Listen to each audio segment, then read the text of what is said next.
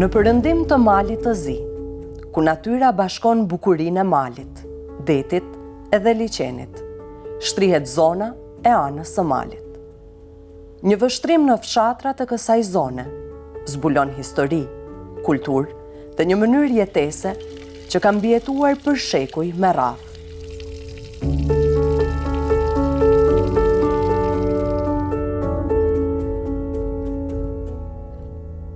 Fshatrat e anës së malit janë një pasqyrë e kulturës së shqiptare, me traditat e tyre unike dhe mikpritjen që të lë pa fjalë. Pavarësisht sfidave që përballen, banorët vazhdojnë të mbajnë gjallë ruajtjen e trashëgimisë së tyre dhe të kontribojnë në zhvillimin e këtij vendi të mrekullueshëm. Një udhëtim në këto fshatra është një përvojë që do të mbetet gjithmonë e skalitur në kujtesën e çdo vizitori.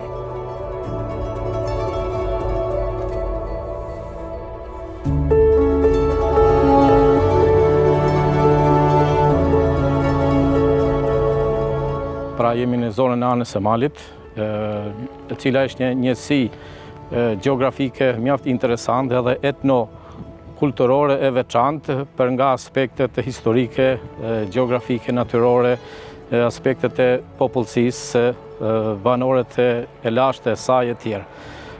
Sa i përket shtrirjes gjeografike të anës së malit, pra ajo shtrihet që nga ura e Bunës dhe vazhdon deri në Megjëreç, ndërsa në anën tjetër në pika jugore saj është liçeni i Shasit.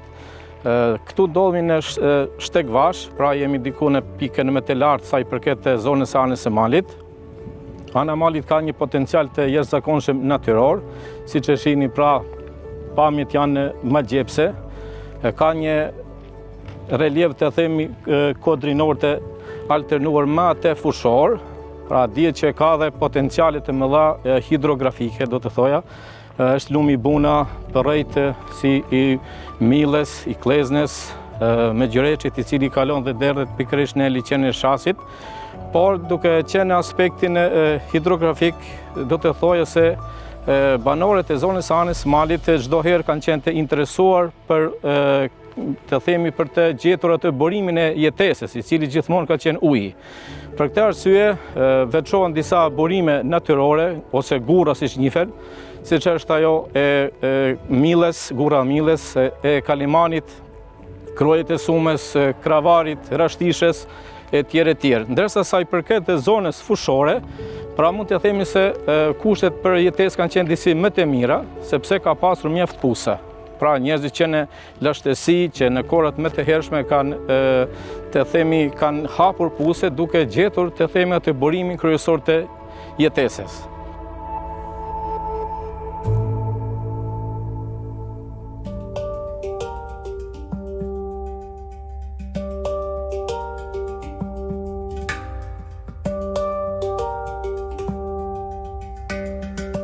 Megjithse fshatrat e anës së malit janë të mbushura me histori edhe bukuri, përballen me sfida të mëdha. Rinia largohet për në qytete, në kërkim të mundësive më të mira, duke lënë prapa një popullsi të moshuar. Kjo gjendje është shqetësuese për shumë banor që kërkojnë të ruajnë traditat dhe kulturat e fshatrave.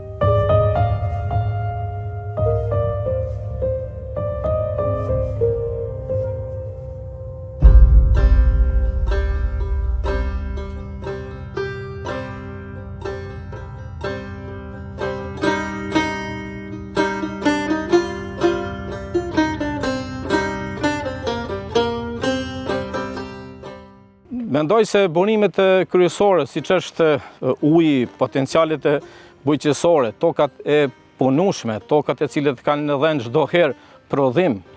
Dihet që ana e malit ka qenë një potencial i veçantë, sidomos për prodhimin e misrit, grurit dhe produkteve të tjera bujqësore. Mendoj se janë kushtet e favorshme që banorët të vazhdojnë të jetojnë në zonën e anës së malit. Megjithatë, dihet që trendet e sotme janë tendenca për të larguar nga fshatrat e anës së malit, të cilat numërojnë diku rreth 20 fshatra, ndryshe kemi pjesa e Shqipërisë e cila përbehet prej rreth 11 fshatrave. Edhe atje ishte njëjti fenomen largimi, braktisja e fshatrave.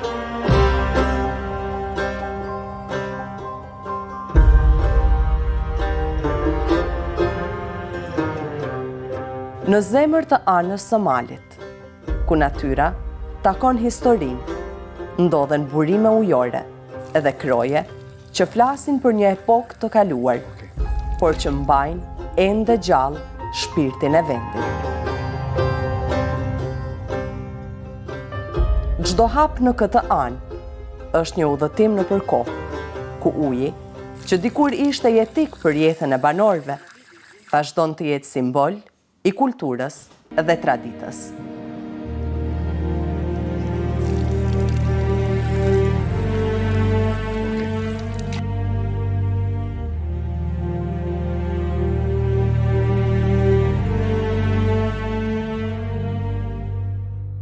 Disa prej tyre për shembull e kanë humbur atë efektin e tyre, pra duke mos i mbajtur ose duke pasur edhe këto ndryshimet klimatike të viteve të fundit, dekadës së fundit, do të thoja, i kanë humbur atë peshën e vet. Për shembull, ne kemi kroj në fshatin Gjonza, në hyrjet e fshatit të Gjonza, ose kroj parat në Rashtish, i cili kanë humbur atë efektin e vet. Pra, nëse nuk i ruajmë ne, nëse nuk i gjurmojmë ato, pra ato janë një pasuri e madhe e trashëgimisë së vet banorëve të anës së malit.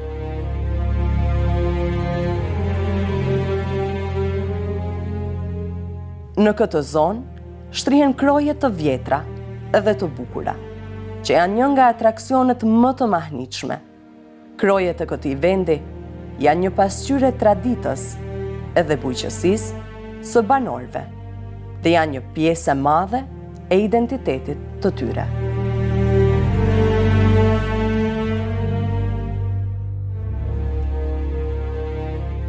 Megjithatë, janë edhe kushtet klimatike, ato të cilat kanë ndikuar në pasurinë ujore të kësaj zone. Viteve të fundit, sidomos 4-5 vitet e fundit, do shta edhe me tej, vërejnë ndryshimet e mëdha të klimës, rreshjet e shumta ose periudhat e thatësirës, siç ishte ky vit, pra i cili ndërsa këto ndikojnë jashtëzakonisht edhe në regjimin hidrologjik të vetë burimeve ose të vetë lumejve, përrejve të cilët ka ana e malit. Dhe këto efekte vërehen në vërshimet e shumta, për mbytjet të cilët her pas here për fat të keq e godasin të themi anën e malit, sidomos zonën fushore.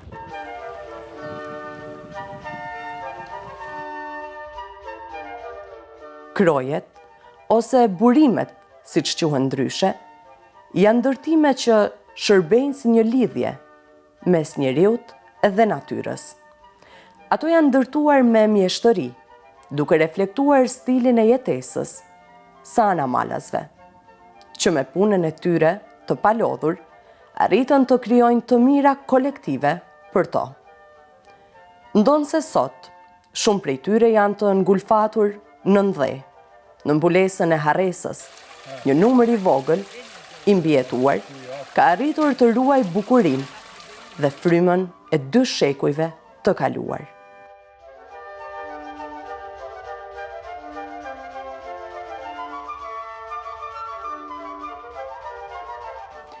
Sipas bashkëbiseduesve, në të kaluarën janë regjistruar rreth 230 kroje në këtë zonë, shumë prej të cilave sot janë në rrezik të zhduken. Pavarësisht sfidave me të cilat përballen këto burime, shpresat për një ringjallje janë gjithmonë të pranishme.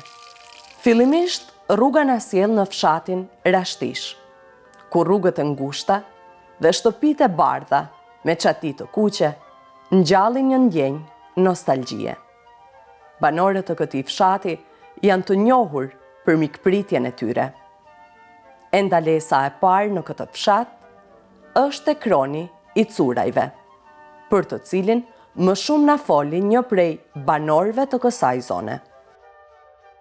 Ndodhemi në fshatin Rashtish e sipërme apo Rashtish e nalt, Dhe këtu gjendemi para një vepre bamirësie që është kroni i Cërajve. Në vërtet, ky krua furnizohet me ujin e gurrës së Rashishës.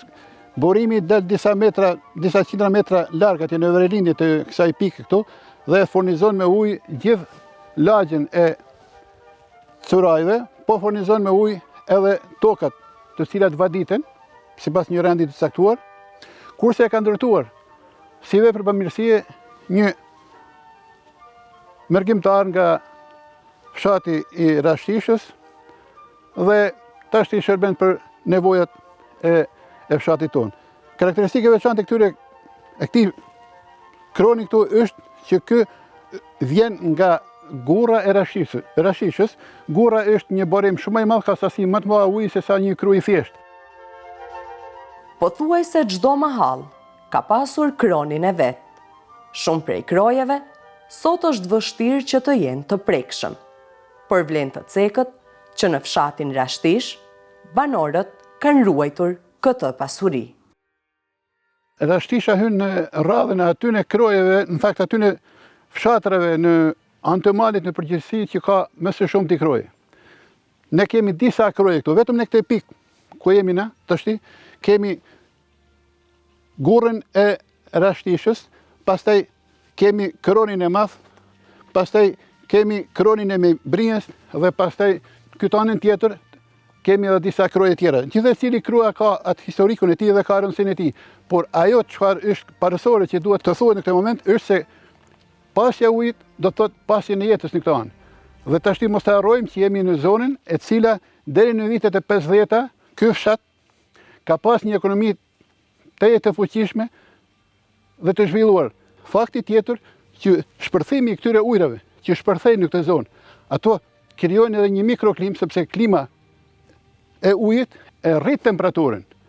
Dhe mikroklima krijon edhe mundësi që të krijohen gjëra tjera specifike, sidomos femtaria, që ka qenë gjithmonë me zonë.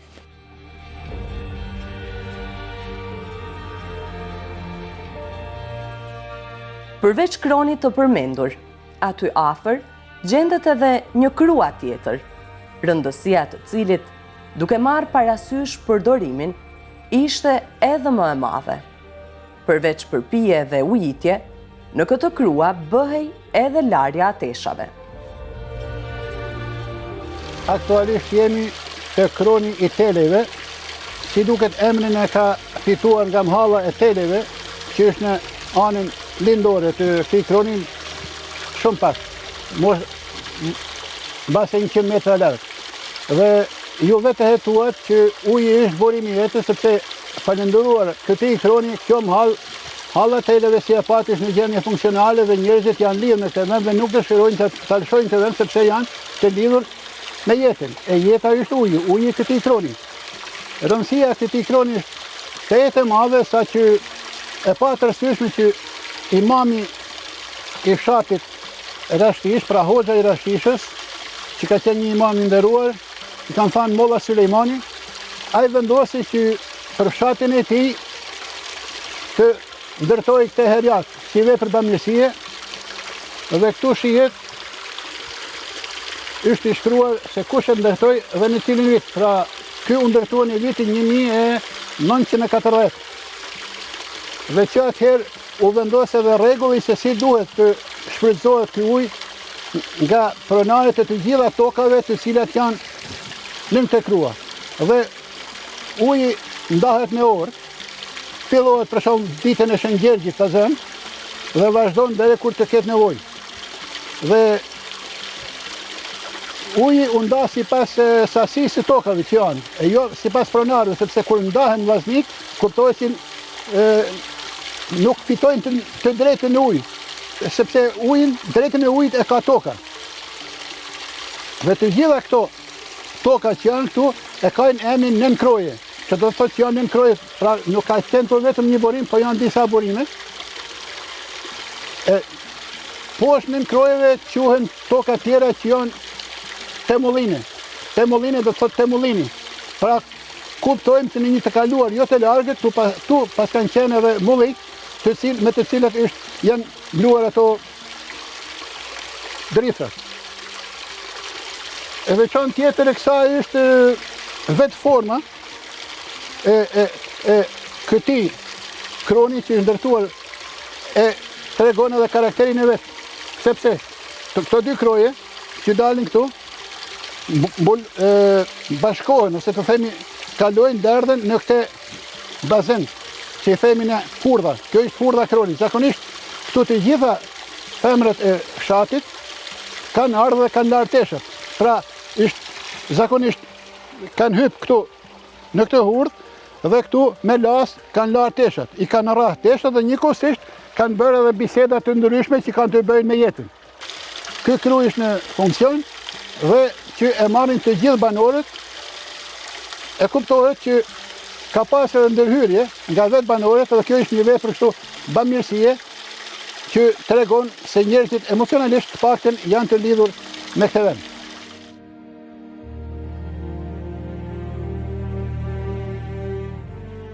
Ashtu si edhe për problematikat e tjera, edhe ndarja ujit bëhej me marrëveshje mes familjeve të fshatit.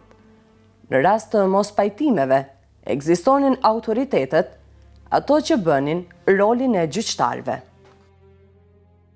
Ka mos marrëveshje, po këtu në këto vende të janë hapësirë publike dhe gjithëcili fshat, gjithëcili vend zgjedh kryetarin e fshatit që i thojnë kryeplaku i katunit. Kryeplaku i katunit pajtim me komunitetin i vendosin rregullat dhe kush i thën ato rregulla ai sanksionohet për tjerëve. Pra, nëse ndahet uji, supozojmë ditën e Shjergjit, dhe atë në 7 orë mbrëmje, atëherë ti nuk mund të shkosh i din kur i ke sa atë ujë tuje dhe vjen edhe e shfryzon. Kështu që mund të ndodhë gjithçka, por zakonisht nuk ndodh sepse janë të ndaluara të gjitha shpimet tjera afër këtij kroni sepse mund të rrezikosh burimet kryesore. Kështu shprehur në gjuhën e fshatit i thonë edhe redi ujit. Banorët e kësaj zone e kanë bërë një orar, sepse dihet kur të vjen uji, dhe në bazë të atij orarit të ujit e kanë forcuar te noteri dhe gjithëcili njeri pa marrë parasysh se ku është, ai ka kopjen e vendimit se si shfryzohet uji. Pra edhe sot është funksional ajo metodë, megjithatë migrimi e ka bërë vetën dhe ka disa njerëz që e përdorin më tepër ujin, por ato marrin ujin e atyre të cilët nuk janë realisht tu. Kërkohet leja prej tij dhe ashtu merret uji.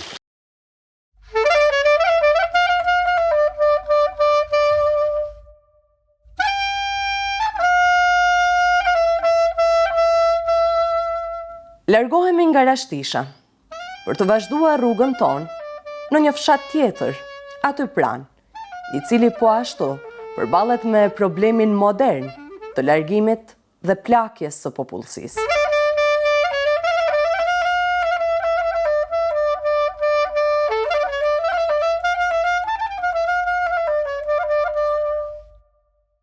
As në këtë zonë, burimet e ujit natyror nuk kanë munguar dhe tradicionalisht kanë qenë themeli i zhvillimit ekonomik të familjeve.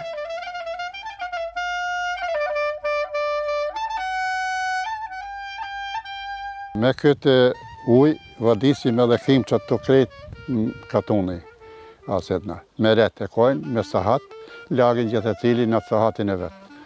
Aset. Grania vinë, mushin ujë, si mas mundësijet që ka, kush mundet gruja, kush mundet burri, që ka thonë hesapi me kry detyren për ujë pimjet shpi. Këtë një shtusi ishtë i teshnas, se më përpara nuk e një edhe nuk kanë vu datë. E hesapi një tuni ishtë krejt pikru për këtë katon. Uji vjen në 2 pjesë, një pjesë për knena, një pjesë për knena e kanë mbledh, atani partë janë kujtu, kanë shku, kanë marrë doltin. Edhe e kanë rrahë doltinën bukur, edhe e kanë bë ujin më ardhë tonë këtë bazen. Edhe kanë kadit kronin me çurrila për me pi e me la e me shpla. Lugjet kanë qenë një aty për me pi baktia uj kur vinë në zhek. Bam primonit, lugjet, e i kena mush gjithë e cili i ka mush lugjet, i kanë gjithë baktia me pi uj kada ka dal në zhek. E i kena mojt ka pak zhek, më tha ju kena vanë malin.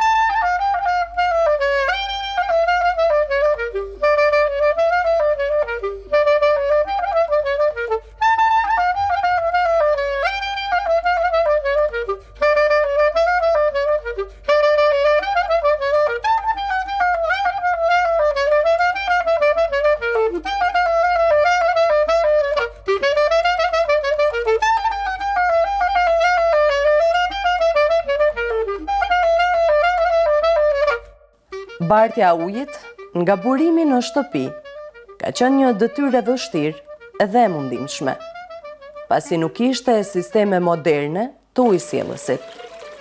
Edhe pse me forcë më të pakët fizike, kjo detyrë në të shumtën e rasteve u takonte grave. Përveç mundimit fizik, ka qenë edhe një sprove vështirë, sociale dhe emocionale, pasi këto gra shpesh ishin të detyruara të balancojnë përgjegjësitë e shtëpisë me detyrat e tjera të jetës së përditshme. Megjithatë, përmes këtyre mundimeve, gratë e fshatrave kanë treguar një forcë dhe qëndresë të jashtëzakonshme. Ato kanë mbajtur gjallë familjet e tyre, duke përballuar çdo vështirësi që ka ardhur përpara tyre, me shpresën se një ditë kushte më të mira mund të vinë për brezat që do të pasojnë.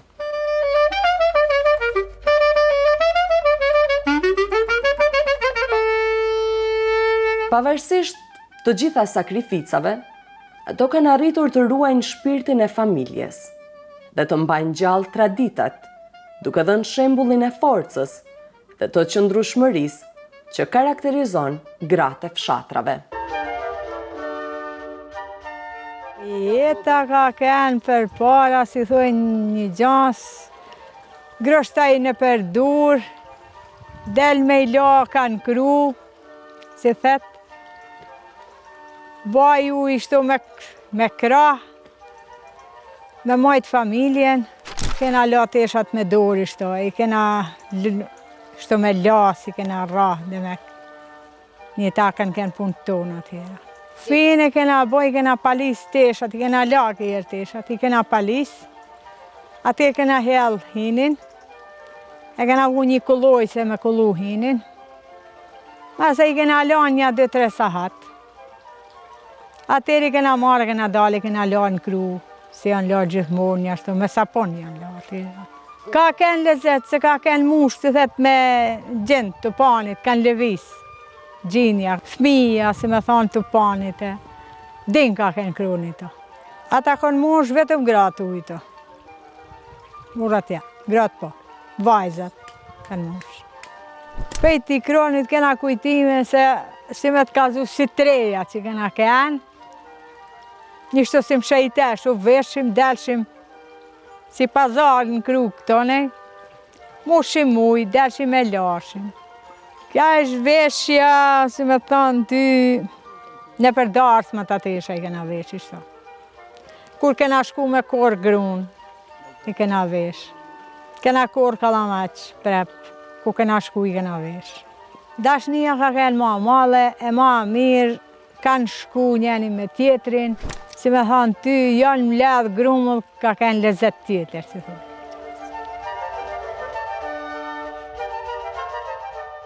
Rëndësia këtyre burimeve nuk qëndron vetëm tek përdorimi i ujit për konsum dhe larje, por prej tyre varej e gjithë ekonomia e zonës.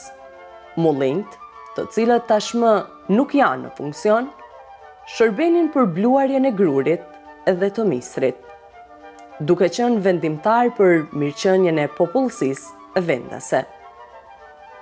Puna e mullinjve mund të duket e thjesht për kohët moderne, por në ato kohë ishte një sistem kompleks që kërkonte mjeshtëri për t'u menaxhuar dhe mirëmbajtur.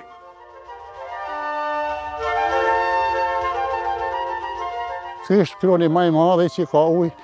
Ky kru ka shku fillen mullim me kronin e gjonis bashkë, janë bashkë, aty ka pas një lam.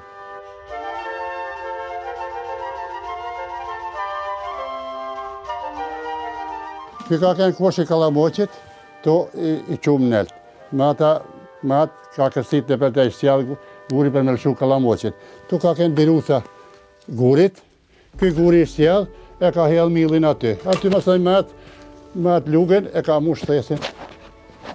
Aset, dhe kur e ka blu, e ka bo gati, ka hel barën tjetër. Uj i ka arë për atje, për lugut, ashe. Aset, tu ka pas një hu, një këtë birusën toni, për me qu, ujin me lëshu, ujin poshtë. Pa qu nuk i s'jellë. E kur e ka ardë bara, e ka qu për me e sjell gurit. Atje është fleta poshtë unë, po nuk duket. Fleta që sillet poshtë atje. Interesant për kohën, ishte edhe sistemi i kompensimit të punës. Në një ekonomi ku të hollat ishin të pakta, mielli dhe mallret e tjerë me vlerë kishin status të veçantë.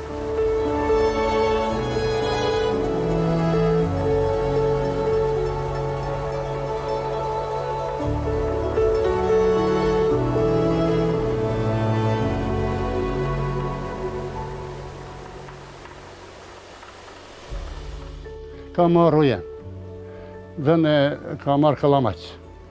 Sa ka marrë për shembull në kintal 5-6 kg, 10 kg, disa ka marrë në të kohë. Ka marrë rujemin e tij, dhe të ka vënë barën dhe ka ikë, pastaj ai tjetri për pashto. Pasuria ujore e anës së malit nuk është karakteristik e vetëm zonave të larta. Më poshtë, në fshatin e quajtur Brajsh, ka dhe kroje të tjerë, njëri prej të cilëve ka një histori interesante, sidomos sa i përket zanafillës së emrit. Momentalisht gjendemi pranë kronit të quajtur Kroni i Burg. Ky kru është rregullu në vitin 1988. Quhet kështu nga se rrjedh ose uji vjen prej burimit malor Kroni i Burg, që gjendet në pjesën verilindore të malit të Brajshës. Pranë lumit të Brajshës, poshtë krisit të Qershisë, puz rrugës Brajsh, Barët e Vojkut. Ai është Kroni i Burg. Ndërsa, si të thash më parë, ky ujë këtu është sjell në vitin 1988 me aksionin vullnetar të fshatarëve të lagjes Selaj, Dheshaj dhe Çotaj. Kontributin kryesor e ka dhënë bashkëvendasi Qamil Sella, i cili ka ble zorën rreth 1 kilometër gjatësi prej burimit kryesor deri këtu. Nuk ka të dhëna të shkruara për asnjë burim të këtij rajoni. Por fargu e dhënave që unë i kam dëgjuar si fëmijë si i ri, të cilët i kanë përcjell njerëzit ngoj, mua një bashkëvendas më shpjegon se Kroni i Burg e ka fituar emrin sipas objektit edhe subjektit. Burgu që ka qenë në largësi nga 500 metër pjesën veriore të burimit. E kam vizituar rajon atë vend, atë pjesë. Është një renditje natyrore e gurve. Rendi përballë janë i tjetrit, poshtë është log. Thuhet se në atë vend është burgu dikur. Dhe njerëzit të cilët aty kanë bujt, edhe kanë vujt edhe zyrtarët e atij subjekti, ujin e pijes e kanë marrë pikërisht ai Kroni dhe ai kru e ka fituar emrin sipas burgut kohë më parë ekzistues. Në përgjithësi, me që ky fshat ka sipërfaqe të madhe toksore, burojnë mbi 10 ujna sipërfaqësor.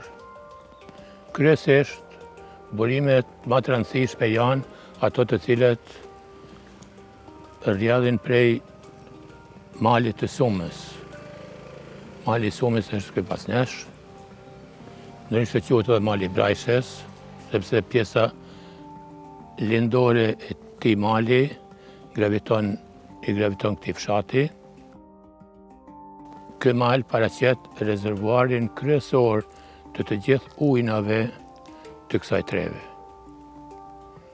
Thuhet se nga mali i Somës ose i Brajshës burojnë rreth 24 kroje.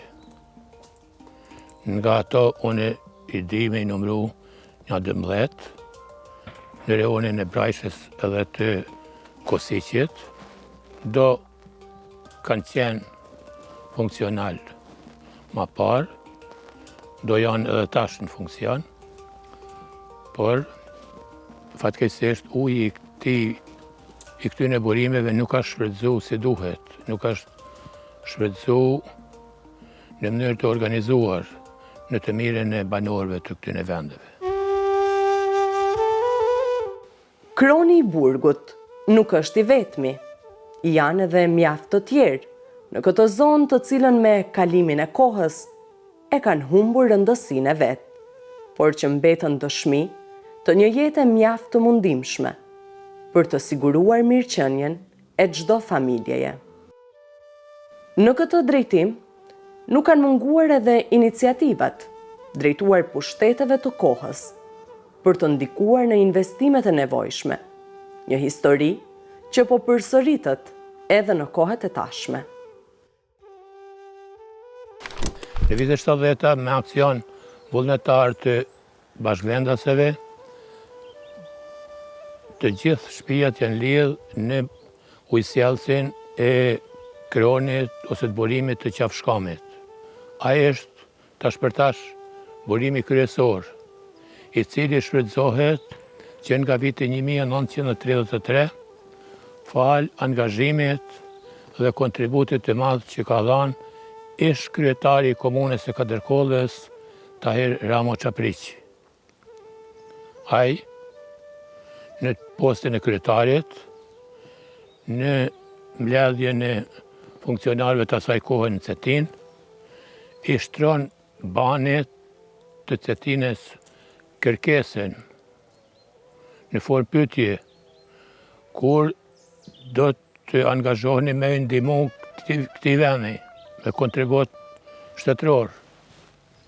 Bani i përgjigjet atij dhe gjithë pjesëtarëve të atij vendi, ju keni për detyrë me bë kërkesat, me regjistru, me në formë të shkruar, me i dorëzu, e atëherë na do i shurtojnë. Tahir Ramo Çapriqi e ka formulu kërkesën me shkrim dhe e ka paraqit atje, me që ka qenë kërkesa shumë përfshirëse, Tahirit i është vënë pyetje, ai më u deklaru me bazë selektimin e atyre pyetjeve që i ka shkruar në letër. Dhe ai në radhë parë ka shkruar në numër 1, mandej ka zgjedh me dhanë kontribut për goditjen e 3 shkollave në Anë të Malit, në Kadërkollë, në Kryth dhe në Cukubin. Tjetër, ka thënë me u rregullu uji, me u mbledh uji i burimit ekzistues edhe me u shpërnda në fshatrat Brajsh, Kadërkollë dhe Shas. Kërkesa atij është realizu me njëherë, ishte aprovu me njëherë, e në praktik, së pari është realizu kërkesa për goditjen e shkollave në Anë të Malit, këtë që përmenda, e në vitin 1933 u realizu edhe kërkesa për rregullimin e ujësjellësit të burimi, nisur nga burimi i qafshkamit. Ai ujë është përdor për pije dhe për gjitha nevojat shtëpiake. Deri në vitin 1988,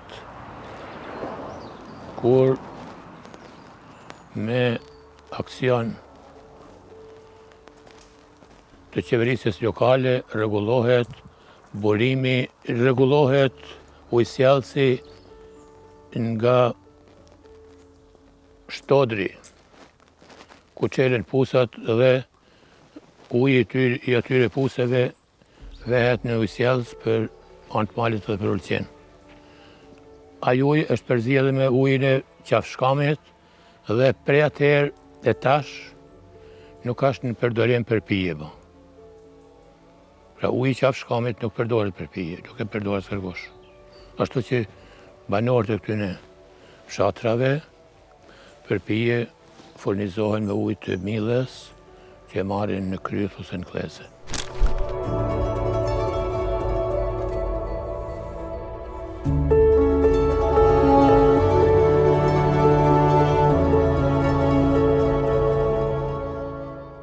Një nga vendet e kësaj zone, që të tërheq vëmendjen e që u përmend edhe nga bashkëbiseduesit tanë, është Mali i Sumës, i pasur me burime të shumt, të njohur për ujin cilësor.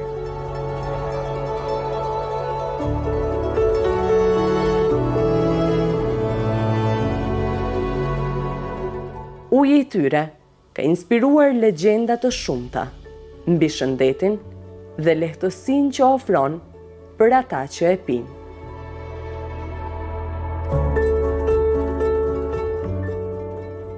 Të arrish deri tek ky burim nuk është e lehtë.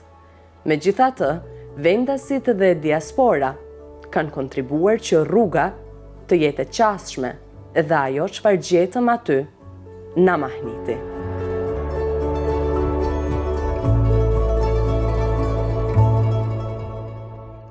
Mali Sumës thonë që ka shumë mistere. Prej mistereve njihen burimet që ka mali si mal, edhe thonë që gojlanët thonë që ka rreth 24 kroje. Popullata që kanë jetu këtu din paraparsisht dikun për 7 kroje ose 7 burime, të cilët edhe gjatë jetës tyne i kanë përdorë. Këto burime janë, domethënë, i shkroni kryesor, ku i shkroni te kroni kryesor apo te burimi kryesor, janë ba me kohë 2 kroje, i shkroni i vjetër, i cili është gadit paraparsisht dikun në vitin 1930-35. Atë kru e kanë gadit banusit e këtij vendit, faktikisht e kanë gadit 2 mjeshtra që kanë jetu këto. Ky kru ishtë gadit faktikisht prej tyne 2 mjeshtrave, por ishtë investu prej një bis që ka jetu këto, edhe ajo e ka lan disa të holla që mas vdekjes saj me i gadit kronin si shenjë që e ka lan si herjat, që i thojnë.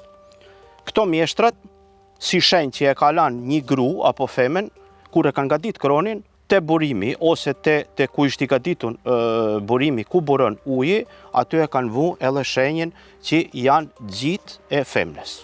Dikun në vitin 68, pas një tërmetit, ky uj, apo ky burim, faktikisht prej dridhjes, ka humb.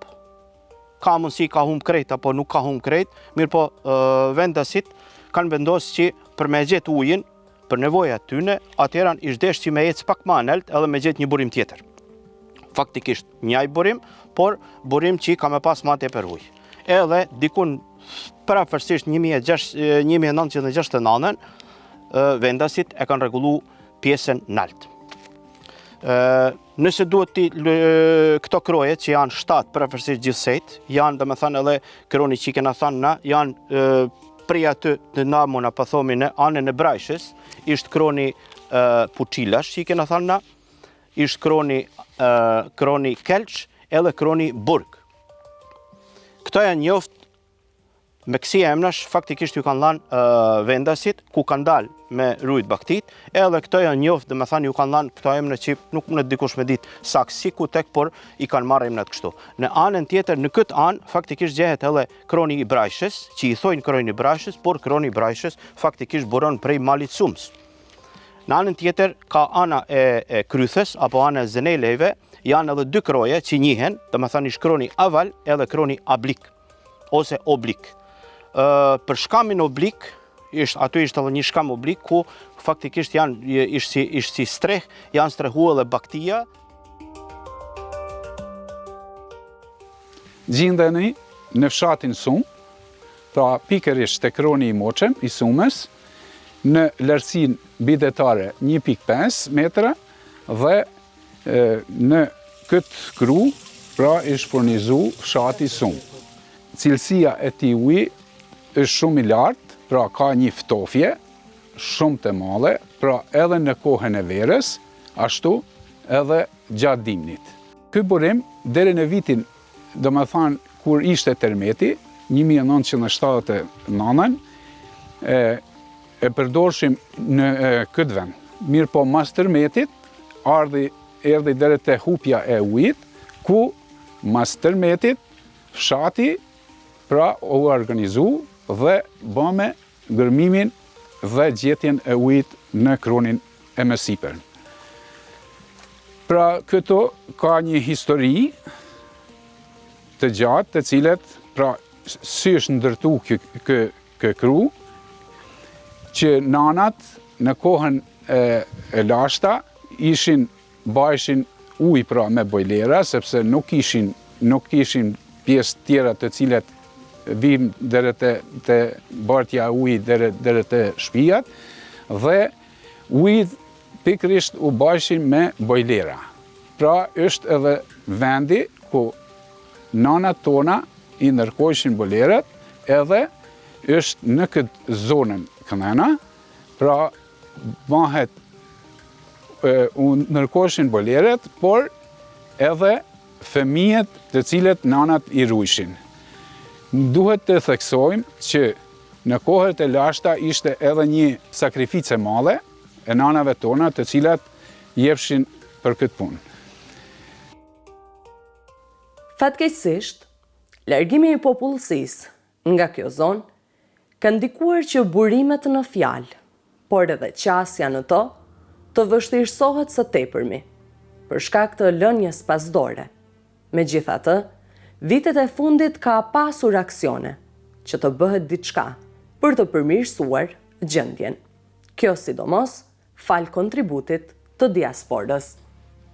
Na që gjithë kemi leje aty, atëre kena marrë si përjetim jo të bukur, edhe kena marrë si një iniciativë që mu njët nalt, edhe makar me përmirësu pak, makar me e pastru. Mirë po, kur jena njët nalt, kena njës do foto në për Facebookën e për to kur dolen të mjetet sociale, atëra vendasit që kanë shku në Amerikë, edhe që kanë ardhur deri te një gjendje të mirë financiare, atëherë kanë thënë, na do në me ju pagu, edhe do në me organizu që me e ba një mbledhje më të mirë. Atëherë normal që jena mbledh, herën e parë jena mbledh dikun maj 2018, edhe pastaj në nëntor 2018 faktikisht jena mbledh me një shumicë e madhe, që kena thirë edhe gjithë vendasit edhe ashtu, edhe jena marrë vesh që ta do të japin holla për me rregullu rrugën, sepse normal rruga është gjaja e parë.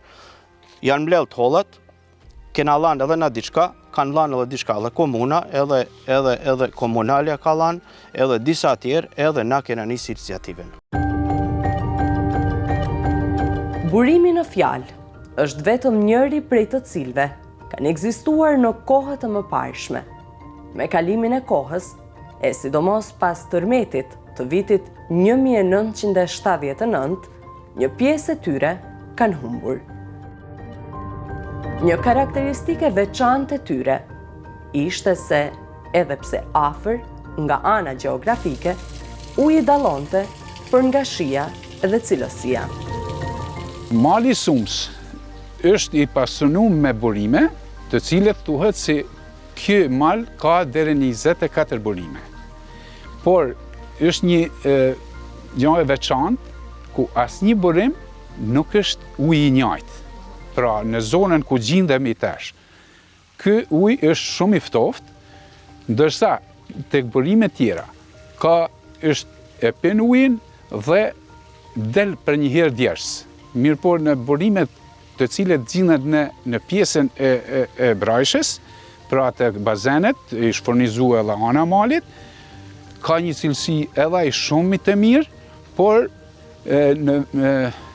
duhet të theksuar që në vitin 1977-78 ishtë bën edhe hulëntimet e atij uji ku doli në kohën e ish Jugoslavis, doli një ujë shumë me cilësi të lartë.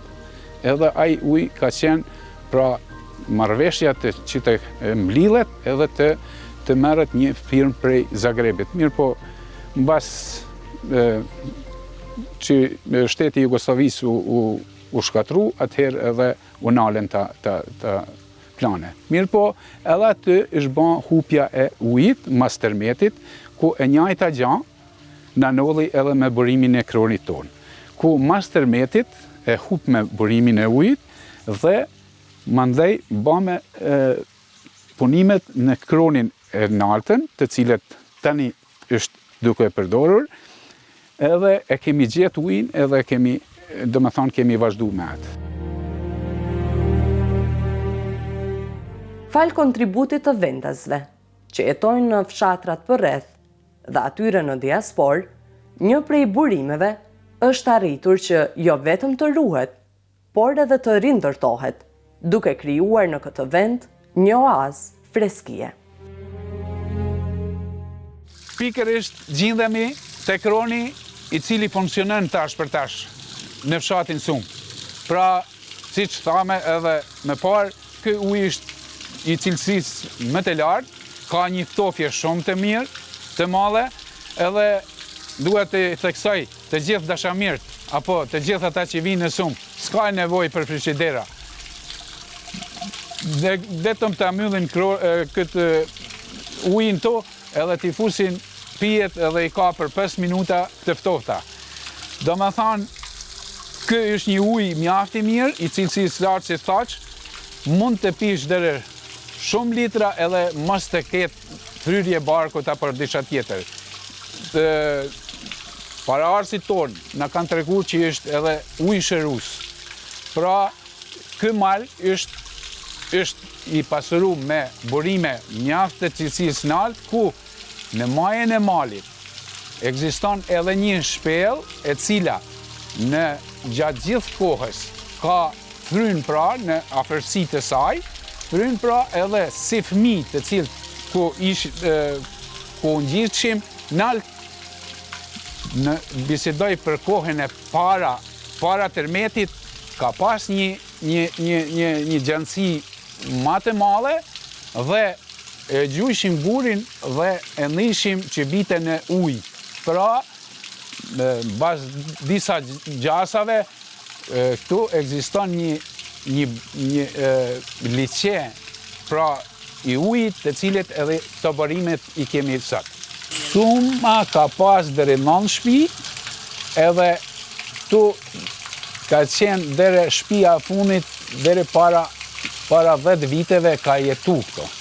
Por mas tërmetit, pra ka pas një prishje të shtëpiave shumë dhe i kemi qenë të detyruar që të ulemi, disa janë në Brajsh, disa në Katërkollë, në Ulqin, në Amerikë, në Australi, jemi shpërdarë shumë.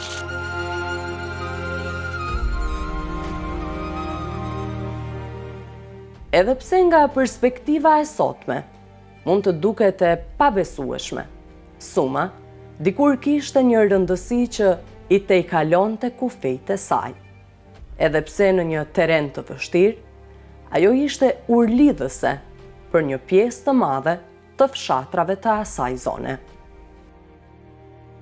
Në kohërat e para, bisedoj para se mu ndërtu rruga, asfaltimi i rrugës që bjen ka Katërkolla, ky vend ishte si ullkryq, të cilet prej Pivarit e prej Ulqinit kalojshin në për Rashtish, apo Kravar, apo asiti bëjshin në për Sumë. Mirë po, pasi u asfaltu, mësëmena nuk është përdorë më flas për ata njerëz të cilët kanë qenë prej jashtit, a ne si fshat kemi pas prej krythet, ka Zenelesh, edhe kena pas rrugën kamësore me arnë Sumë. Mirë po, në vitin 72, nëse nuk jam gabim, u bon edhe qelja e kësaj rruge me bager dhe për përdorimin, do me thonë, për kalimin e traktorave. Edhe në të kohë ishin, kanë mujt ata makina, pak makina ka pas, po fiqoja, do me thonë, makina është njët. Pra, kur kena pas darsmat, nuset i kemi pru 2-3 nusa me fiqo, por para fiqos i kemi pru 10 me kual. Pra duhet të theksu edhe ta gjanat të cilat janë si histori apo punimet gjithmonë kemi qenë kemi punu, e kemi mirë mbajt këtë rrugë, e di në kohat e fëminisë time, çdo dile ka qenë, dhe me thonë, aksion në rrugë me mirë mbajt. Dhe me thonë, për çeljen e kanaleve, mos me kalu ujrat në për rrugë, për prishjen e rrugës, këto që është mirë mbajt. Mirë po, mas tërmetit u ban shpërngulja, edhe nuk është mirë mbajt një ka rrugë edhe ka ardhur te prishja e rrugë.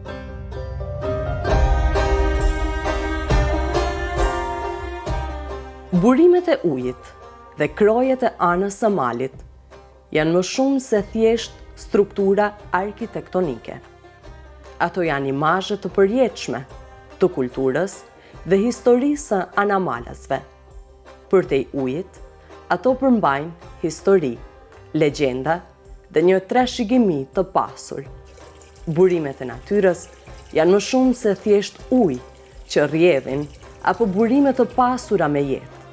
Ato janë shpirti i tokës, një pasuri që na lidh me të kaluarën, na mbështet në të tashmen dhe na tregon se si duhet të kujdesemi për të ardhmen.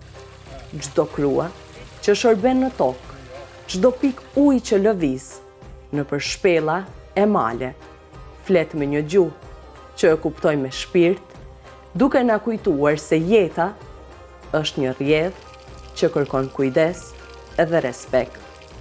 Të ruajmë burimet tona, do të thotë të ruajmë vetjetën, sepse pa to, ne nuk do të mund të vijojmë të rritemi, të zhvillohemi dhe të frymojmë. Ndaj, le të angazhohemi që çdo burim të mbetet një thesar i paçmuar që kalon brez pas brezi.